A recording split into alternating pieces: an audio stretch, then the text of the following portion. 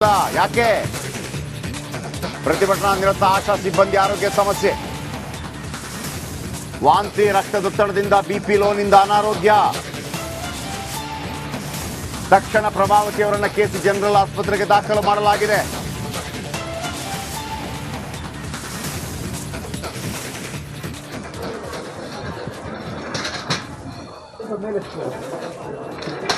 ನೋಡಿ, ಮೂರನೇ ದಿನಕ್ಕೆ ಕಾಲಿಟ್ಟ ಅಹೋರಾತ್ರಿ ಹೋರಾಟ.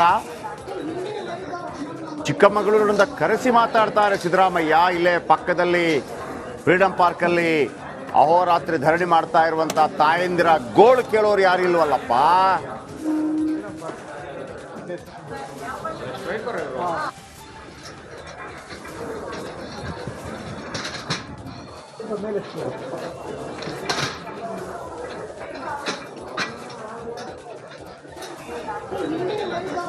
ಓಕೆ, ಆಶಾ ಕಾರ್ಯಕರ್ತರ ಈಗ ಪ್ರೆಸ್ ಮೀಟ್ ನಿಮ್ಮ ಮುಂದೆ ಗಣಿಸ್ಕೊಂಡಿರುವಂತದ್ದು ನಾನು ನೋಡಿದ್ದೀನಿ.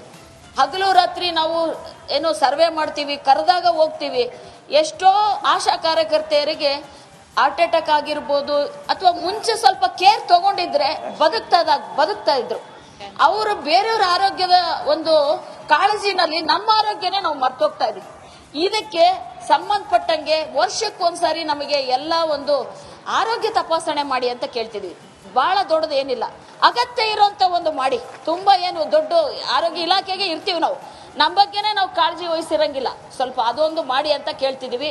ನಿವೃತ್ತಿ ಆದ್ಮೇಲೆ ಪಶ್ಚಿಮ ಬಂಗಾಳ ರಾಜ್ಯದಲ್ಲಿ 5 ಲಕ್ಷ ರೂಪಾಯಿ ಇಡಿಗಂಟು ಕೊಡ್ತಾರೆ. ಬೇರೆ ರಾಜ್ಯಗಳನ್ನ ನೀವು ವಿವಿಧ ವಿಷಯಗಳಿಗೆ ಸಂಬಂಧಪಟ್ಟಂಗೆ ರೆಫರ್ ಮಾಡ್ತಿರ್ತೀರಲ್ಲ, ನಾವು ಒಂದು ರಾಜ್ಯನ ರೆಫರ್ ಮಾಡ್ತೀವಿ, 5 ಲಕ್ಷ ಅಲ್ಲಿ ಕೊಡ್ತಾರಲ್ಲ, ನೀವು ಕೊಡಿ ಅಂತ ಕೇಳ್ತಾ ಇದೀವಿ. 3ನೇ 4ನೇ ಬೇಡಿಕೆ ಆಗಿ ಈಗಿರುವಂತದ್ದು 20,000. ಅದು ಕೂಡ ಯಾರಿಗೂ ಎಷ್ಟೋ ಜನಕ್ಕೆ ಬರಲ್ಲ. ಅದು ಎಷ್ಟೋ ಜನ ಕೆಲಸ ಬಿಟ್ಟು ಹೋಗಿದ್ದಾರೆ ಇಷ್ಟು ವರ್ಷ ಆದ್ಮೇಲೆ, ಅಥವಾ ವಯಸ್ಸಂತ ಆದ್ಮೇಲೆ ಬಿಟ್ಟು ಹೋಗಿದ್ದಾರೆ. ಸೊ ಈ ಎಲ್ಲದಕ್ಕೂ ಆ 20,000 ಬಂದಿಲ್ಲ ಅನ್ನೋದು ಅದೊಂದು ದೊಡ್ಡ ಪಟ್ಟಿನೇ ಇದೆ. ಪಾಪ ಬಿಟ್ಟು ಹೋದವ್ರು ಜಿಲ್ಲಾವಾರು ಒಂದು ಲಿಸ್ಟ್ ಕೊಡ್ತಾರೆ. ಇಲ್ಲಿವರೆಗೂ ಅದು ಯಾರಿಗೆ ಬಂದಿದೆಯೋ ನಮಗೂ ಗೊತ್ತಿಲ್ಲ. ಹೆಸರಿಗಷ್ಟೇ ಆದೇಶ ಆಗ್ತಾ ಇದೆ. ಅದು ಬಿಟ್ಟು ಬಹಳ ಮುಖ್ಯವಾಗಿ ನಮಗೆ ತೀವ್ರವಾದಂತ ಒಂದು ರೋಗ ಬಂದಾಗ ಒಂದು ರಜೆ ಅನ್ನೋದಿಲ್ಲ. 24/7 108 ಅನ್ನೋ ತರ ನಮ್ಮನ್ನ ಪರಿಗಣಿಸಿದ್ದಾರೆ. ಖಂಡಿತವಾಗ್ಲೂ ನಾವು ಮಾಡೋಂಥ ಕೆಲಸನೂ ಅಂಥದ್ದೇ ಇದೆ, ನಾವು ಮಾಡ್ತೀವಿ. ಆದ್ರೆ ನಮಗೂ ಕೂಡ ಕುಟುಂಬ ಇದೆ. ಯಾರೋ ಸತ್ರು ಬದುಕಿದ್ರಂದ್ರೂ ಕೂಡ ನಮಗೊಂದು ರಜೆ ಇಲ್ಲ. ಅದು ಪಕ್ಕಕ್ಕೆ ಇಟ್ಬಿಡಿ ಹೋಗ್ಲಿ. ನಾನು ಆರೋಗ್ಯ ಸರಿ ಇಲ್ಲ, ತೀವ್ರವಾದಂತ ರೋಗ, ಒಂದು 15 ದಿನ ತಿಂಗಳು ರೆಸ್ಟ್ ಕೊಟ್ಟು ಕೇಳಿದರೆ ಡಾಕ್ಟರ್ ಅಂತ ಮೆಡಿಕಲ್ ಸರ್ಟಿಫಿಕೇಟ್ ತಗೊಂಬಂದ್ರು ಕೂಡ ಅದೇನ್ ಮಾಡ್ತೀಯೋ ಗೊತ್ತಿಲ್ಲ, ಕೆಲ್ಸಕ್ಕೆ ಬಾ, ಇಲ್ಲ ಅಂದ್ರೆ ಈ ತಿಂಗಳು ಪೇಮೆಂಟ್ ಇಲ್ಲ ಅಂತ ಹೇಳ್ತಾರೆ. ಇದನ್ನ ನಾವು ದಯವಿಟ್ಟು ನಾನು ಎಲ್ಲರಿಗೂ ಈ ಒಂದು ಮೂಲಕ ನಾನು ಕೇಳ್ಕೊತೀನಿ ಇಲಾಖೆಗೆ, ನಮ್ಮನ್ನು ಮನುಷ್ಯರು ಅಂತ ಪರಿಗಣಿಸ್ರಿ. ನಮ್ಮ ಆರೋಗ್ಯನ ನೀವು ಕಾಪಾಡಿದ್ರೆ ಇಡೀ ಊರ್ನ ಆರೋಗ್ಯ, ರಾಜ್ಯದ ಆರೋಗ್ಯ ಕಾಪಾಡ್ತೀವಿ ಅಂತ ಹೇಳೋಕೆ ನಾನು ಈ ಮೂಲಕ ಇಷ್ಟಪಡ್ತಾ ಇದ್ದೀನಿ. ಇದನ್ನ ಕನಿಷ್ಠ ಮ್ಯಾಕ್ಸಿಮಮ್ ಕೆಲವೊಂದು ರೋಗಗಳಿಗೆ ಸ್ವಲ್ಪ ಲಾಂಗ್ ರೆಸ್ಟ್ ಬೇಕಾಗುತ್ತೆ.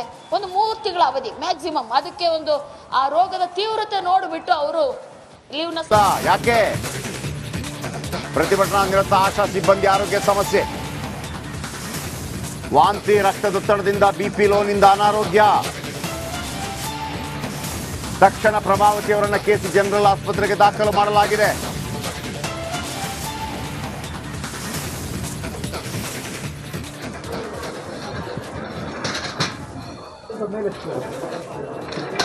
ನೋಡಿ, ಮೂರನೇ ದಿನಕ್ಕೆ ಕಾಲಿಟ್ಟ ಅಹೋರಾತ್ರಿ ಹೋರಾಟ.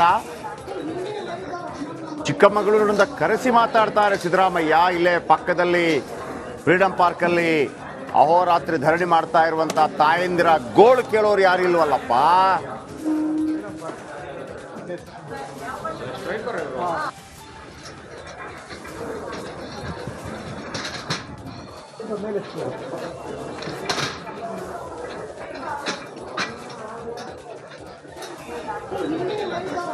ಓಕೆ, ಆಶಾ ಕಾರ್ಯಕರ್ತರ ಈಗ ಪ್ರೆಸ್ ಮೀಟ್ ನಿಮ್ಮ ಮುಂದೆ ಗಣಿಸ್ಕೊಂಡಿರುವಂತದ್ದು ನಾನು ನೋಡಿದ್ದೀನಿ. ಹಗಲು ರಾತ್ರಿ ನಾವು ಏನೋ ಸರ್ವೆ ಮಾಡ್ತೀವಿ, ಕರೆದಾಗ ಹೋಗ್ತೀವಿ. ಎಷ್ಟೋ ಆಶಾ ಕಾರ್ಯಕರ್ತೆಯರಿಗೆ ಹಾರ್ಟ್ ಅಟ್ಯಾಕ್ ಆಗಿರ್ಬೋದು, ಅಥವಾ ಮುಂಚೆ ಸ್ವಲ್ಪ ಕೇರ್ ತಗೊಂಡಿದ್ರೆ ಬದುಕ್ತಾ ಇದ್ರು. ಅವರು ಬೇರೆಯವ್ರ ಆರೋಗ್ಯದ ಒಂದು ಕಾಳಜಿನಲ್ಲಿ ನಮ್ಮ ಆರೋಗ್ಯನೇ ನಾವು ಮರ್ತೋಗ್ತಾ ಇದೀವಿ. ಇದಕ್ಕೆ ಸಂಬಂಧಪಟ್ಟಂಗೆ ವರ್ಷಕ್ಕೊಂದ್ಸಾರಿ ನಮಗೆ ಎಲ್ಲ ಒಂದು ಆರೋಗ್ಯ ತಪಾಸಣೆ ಮಾಡಿ ಅಂತ ಕೇಳ್ತಿದ್ವಿ. ಬಹಳ ದೊಡ್ಡದು ಏನಿಲ್ಲ, ಅಗತ್ಯ ಇರೋಂಥ ಒಂದು ಮಾಡಿ. ತುಂಬ ಏನು ದೊಡ್ಡ ಆರೋಗ್ಯ ಇಲಾಖೆಗೆ ಇರ್ತೀವಿ ನಾವು, ನಮ್ಮ ಬಗ್ಗೆನೇ ನಾವು ಕಾಳಜಿ ವಹಿಸಿರಂಗಿಲ್ಲ, ಸ್ವಲ್ಪ ಅದೊಂದು ಮಾಡಿ ಅಂತ ಕೇಳ್ತಿದ್ವಿ. ನಿವೃತ್ತಿ ಆದಮೇಲೆ ಪಶ್ಚಿಮ ಬಂಗಾಳ ರಾಜ್ಯದಲ್ಲಿ 5 ಲಕ್ಷ ರೂಪಾಯಿ ಇಡಿಗಂಟು ಕೊಡ್ತಾರೆ.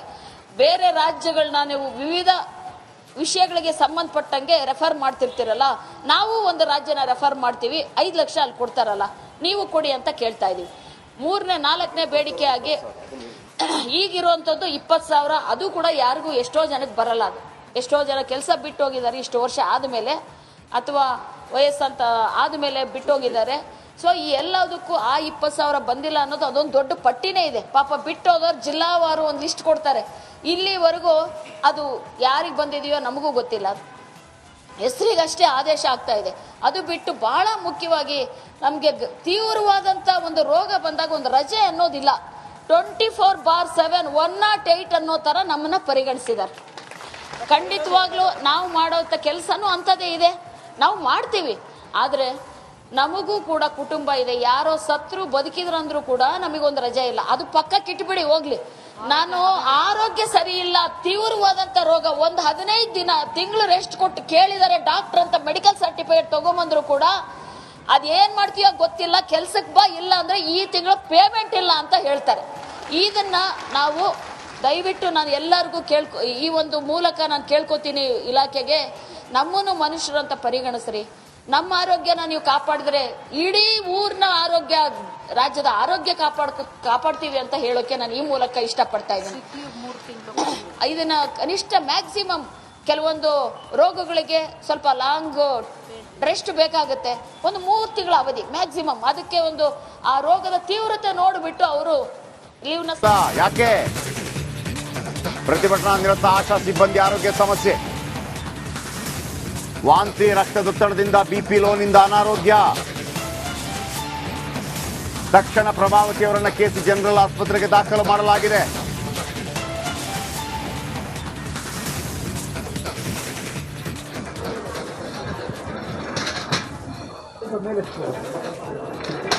ನೋಡಿ, 3ನೇ ದಿನಕ್ಕೆ ಕಾಲಿಟ್ಟ ಅಹೋರಾತ್ರಿ ಹೋರಾಟ.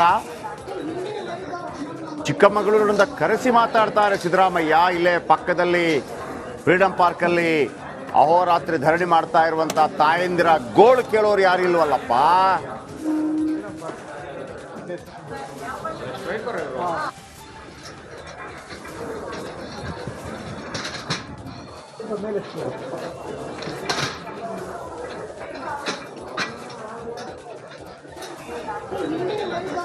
ಓಕೆ, ಆಶಾ ಕಾರ್ಯಕರ್ತರ ಈಗ ಪ್ರೆಸ್ ಮೀಟ್ ನಿಮ್ಮ ಮುಂದೆ. ಗಣಿಸ್ಕೊಂಡಿರುವಂತದ್ದು ನಾನು ನೋಡಿದ್ದೀನಿ. ಹಗಲು ರಾತ್ರಿ ನಾವು ಏನೋ ಸರ್ವೆ ಮಾಡ್ತೀವಿ, ಕರೆದಾಗ ಹೋಗ್ತೀವಿ. ಎಷ್ಟೋ ಆಶಾ ಕಾರ್ಯಕರ್ತೆಯರಿಗೆ ಹಾರ್ಟ್ ಅಟ್ಯಾಕ್ ಆಗಿರ್ಬೋದು, ಅಥವಾ ಮುಂಚೆ ಸ್ವಲ್ಪ ಕೇರ್ ತಗೊಂಡಿದ್ರೆ ಬದುಕ್ತಾ ಇದ್ರು. ಅವರು ಬೇರೆಯವ್ರ ಆರೋಗ್ಯದ ಒಂದು ಕಾಳಜಿನಲ್ಲಿ ನಮ್ಮ ಆರೋಗ್ಯನೇ ನಾವು ಮರ್ತೋಗ್ತಾ ಇದೀವಿ. ಇದಕ್ಕೆ ಸಂಬಂಧಪಟ್ಟಂಗೆ ವರ್ಷಕ್ಕೊಂದ್ಸಾರಿ ನಮಗೆ ಎಲ್ಲ ಒಂದು ಆರೋಗ್ಯ ತಪಾಸಣೆ ಮಾಡಿ ಅಂತ ಕೇಳ್ತಿದ್ವಿ. ಬಹಳ ದೊಡ್ಡದು ಏನಿಲ್ಲ, ಅಗತ್ಯ ಇರೋಂಥ ಒಂದು ಮಾಡಿ. ತುಂಬಾ ಏನು ದೊಡ್ಡ ಆರೋಗ್ಯ ಇಲಾಖೆಗೆ ಇರ್ತೀವಿ ನಾವು, ನಮ್ಮ ಬಗ್ಗೆನೇ ನಾವು ಕಾಳಜಿ ವಹಿಸಿರಂಗಿಲ್ಲ, ಸ್ವಲ್ಪ ಅದೊಂದು ಮಾಡಿ ಅಂತ ಕೇಳ್ತಿದ್ವಿ. ನಿವೃತ್ತಿ ಆದಮೇಲೆ ಪಶ್ಚಿಮ ಬಂಗಾಳ ರಾಜ್ಯದಲ್ಲಿ 5 ಲಕ್ಷ ರೂಪಾಯಿ ಇಡಿಗಂಟು ಕೊಡ್ತಾರೆ. ಬೇರೆ ರಾಜ್ಯಗಳನ್ನ ನೀವು ವಿವಿಧ ವಿಷಯಗಳಿಗೆ ಸಂಬಂಧಪಟ್ಟಂಗೆ ರೆಫರ್ ಮಾಡ್ತಿರ್ತೀರಲ್ಲ, ನಾವು ಒಂದು ರಾಜ್ಯನ ರೆಫರ್ ಮಾಡ್ತೀವಿ, 5 ಲಕ್ಷ ಅಲ್ಲಿ ಕೊಡ್ತಾರಲ್ಲ, ನೀವು ಕೊಡಿ ಅಂತ ಕೇಳ್ತಾ ಇದೀವಿ. 3ನೇ 4ನೇ ಬೇಡಿಕೆ ಆಗಿ ಈಗಿರುವಂಥದ್ದು 20,000, ಅದು ಕೂಡ ಯಾರಿಗೂ ಎಷ್ಟೋ ಜನಕ್ಕೆ ಬರಲ್ಲ. ಅದು